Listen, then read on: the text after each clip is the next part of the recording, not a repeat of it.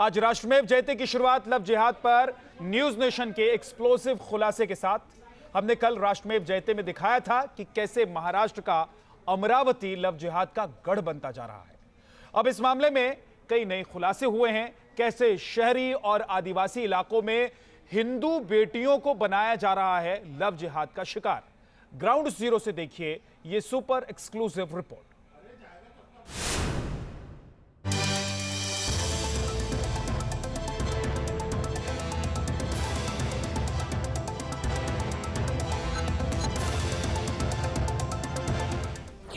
जिहादियों का पर्दाफाश, गली गली लव जिहाद।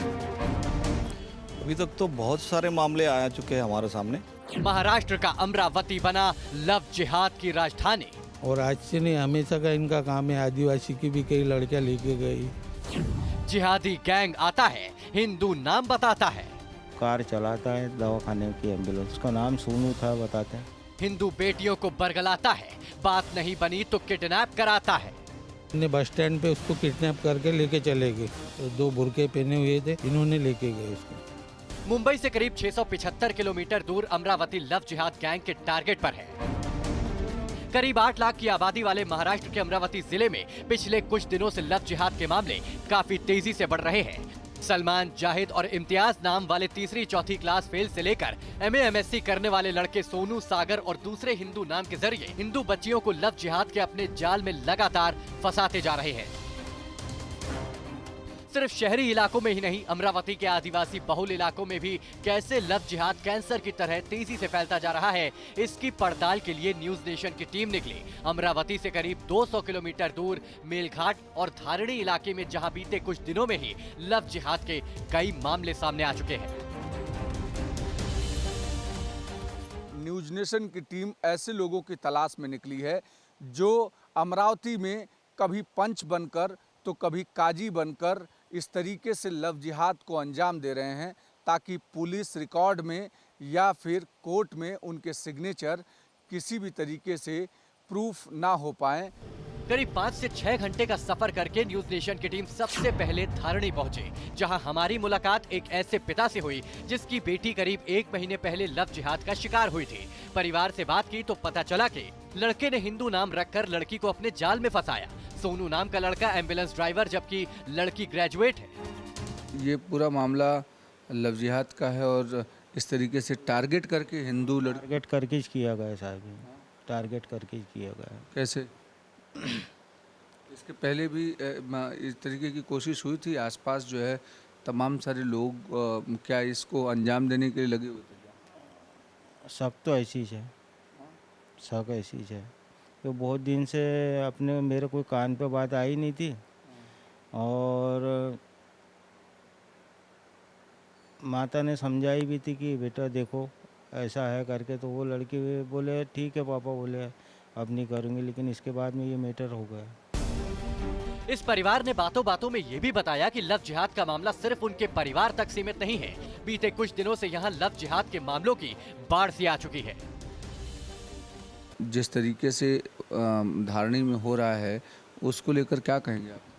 धारणी में बहुत ख़राब माहौल हो रहा है। और क्या हो रहा है, हिंदुओं की बच्ची भी सुरक्षित नहीं रही अब तो, ऐसा हो रहा।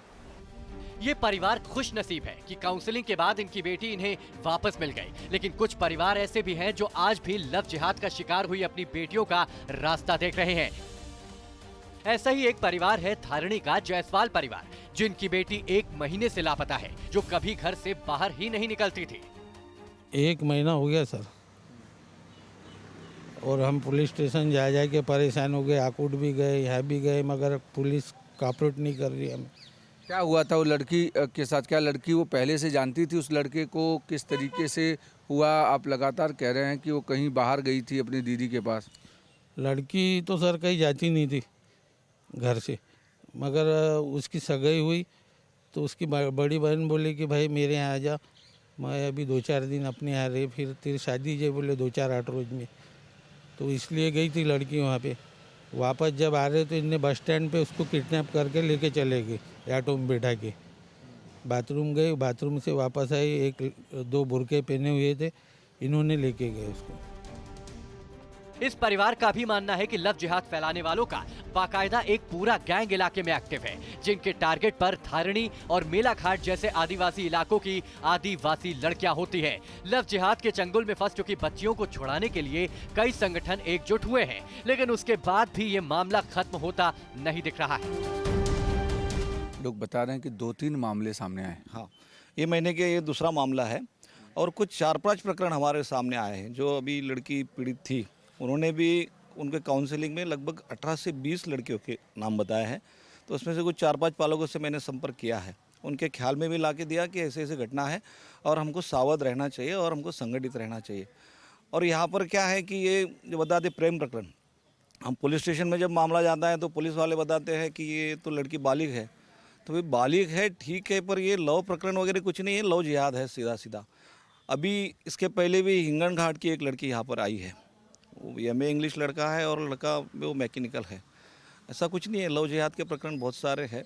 एक तो हमारा आदिवासी क्षेत्र है, यहाँ सभी समाज के लोग हिल-मिल कर रहते हैं। अमरावती के इस इलाके में लव जिहाद के मामलों में हिंदू परिवारों को तकनीकी और कानूनी सपोर्ट देने वाले अप्पा पाटिल की माने तो अमरावती में एक बड़ा रैकेट सक्रिय है, जो बाकायदा प्लानिंग करके हिंदू बेटियों को टारगेट करते हैं। ऐसे मामलों में पुलिस के ढुलमुल रवैये से भी अप्पा काफी खफा है। वो ये भी कहते हैं कि लव जिहाद गैंग का रैकेट काफी बड़ा है। इस गैंग को बाकायदा गुपचुप फंडिंग की जाती है। जो हिंदू परिवारों की मदद करता है, उन्हें जिहादी गैंग की तरफ से धमकी तक दी जाती है। अभी कानपुर की एक घटना थी पहले, अभी कल की न्यूज़ है, गला काट के रख दिया है लड़की का। उसके पहले में सूटकेस में 1-2 लड़कियों की बॉडियाँ मिली है। ये लव जिहाद नहीं है तो क्या है? अगर प्रेम प्रकरण रहता था, सच्चा प्रेम रहता था तो लड़कियों का गला नहीं काटे जाता था। उसके लिए उसका मतलब ये रैकेट है।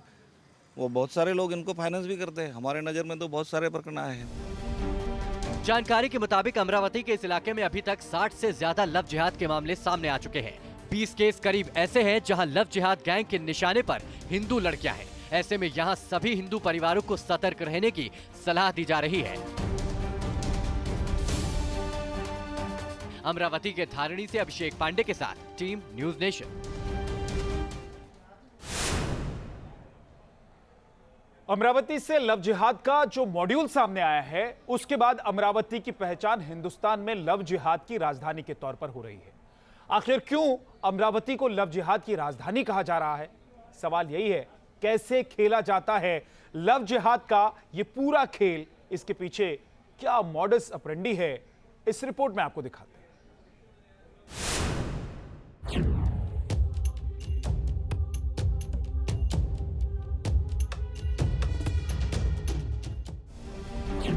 महाराष्ट्र में हिंदू लड़कियों के धर्मांतरण का रेट कार्ड, लाख ब्राह्मण लड़की के लिए फर्जी काजी, फर्जी शादी, फर्जी सर्टिफिकेट वाला लव जिहाद। ऐसा मैं डेफिनेटली कह सकता हूँ कि जो ऐसे निकाह करते हैं उनको भी इकोनॉमिकली बेनिफिट करने के लिए कुछ लोग तैयार हैं और वही मोडस ऑपरेंडी ऑपरेट करते हैं।